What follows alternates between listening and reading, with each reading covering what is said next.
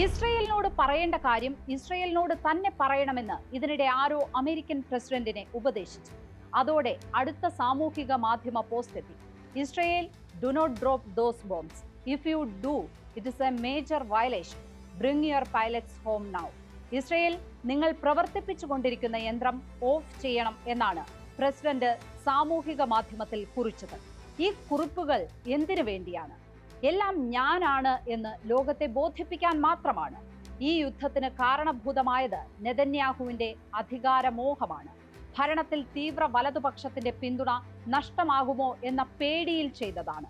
അധികാരം കൈമോശം വരാതിരിക്കുക എന്നതാണ് ഭരിക്കുന്ന ഏതൊരാളുടെയും മോഹം.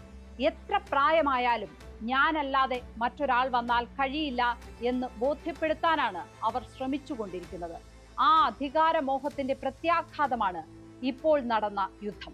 നഷ്ടം ഇസ്രയേലിനും ഇറാനും അമേരിക്കയ്ക്കും മാത്രമല്ല, ലോകത്തെ ഭൂരിപക്ഷം രാഷ്ട്രങ്ങൾക്കുമുണ്ട് അവരുടേതായ നഷ്ടങ്ങൾ. പൗരന്മാരെ ഒഴിപ്പിക്കാൻ എത്ര കോടികളാണ് ഈ ദിവസങ്ങളിൽ ഇന്ത്യ ചെലവഴിച്ചത്? ഇന്ധന വിലയും ഓഹരി വിലയും ചാഞ്ചാടി വിപണിക്ക് എത്രയധികം കോടികളാണ് നഷ്ടമായത്? എല്ലാവർക്കും നഷ്ടം മാത്രം സംഭവിക്കുന്ന യുദ്ധത്തെക്കുറിച്ച് ഇതിൽ കൂടുതൽ എന്തു പറയാൻ? ആണവ ശാസ്ത്രജ്ഞർ ഉണ്ടാക്കിയ ഡൂംസ് ഡേ ക്ലോക്കിൽ അർദ്ധരാത്രിയിലേക്ക് 89 സെക്കൻഡേയുള്ളൂ. ലോകം അവസാനിക്കാൻ ഇനി 1.5 മിനിറ്റ് പോലും തികച്ചില്ല എന്നർത്ഥം. ആണവശേഷിയുള്ള രാഷ്ട്രങ്ങൾ യുദ്ധത്തിനിറങ്ങുമ്പോഴാണ് ഘടികാരം ലോക അവസാനത്തോട് അടുക്കുന്നത്. യുദ്ധക്കൊതിയന്മാർ ഏറ്റവും അസ്വസ്ഥത കാണിക്കുന്നത് സമാധാനത്തെക്കുറിച്ചുള്ള സന്ദേശങ്ങൾ കേൾക്കുമ്പോഴാണ്. അവർക്ക് വേണ്ടത് സർവസംഹാരിയായ മിസൈലുകളെ കുറിച്ചുള്ള സ്തുതികളാണ്.